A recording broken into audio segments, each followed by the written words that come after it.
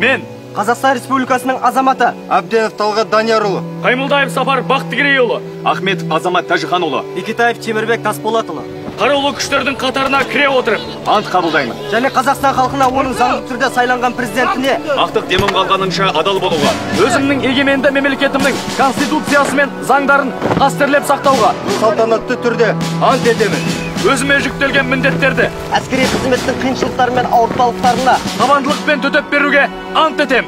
Әскери істі ынта қойып меңгеруге, Әскери және халық мүлігін аялап ұстауға, әскери және мемлекеттік құпиясын қатаң сақтауға ант етем. мен өз отанының тәуелсіз Қазақстанның Мемлекеттік мүдделерінің ержүрек әрі батыл қорғаушысы болуға ант етем. егер мен өзім қабылдаған әскери антымды бұзсам, онда мен Қазақстан Республикасының заңдарында белгіленген қатаң жазаға ұшырайтын болайын. Қазақстан Республикасына қызмет етем.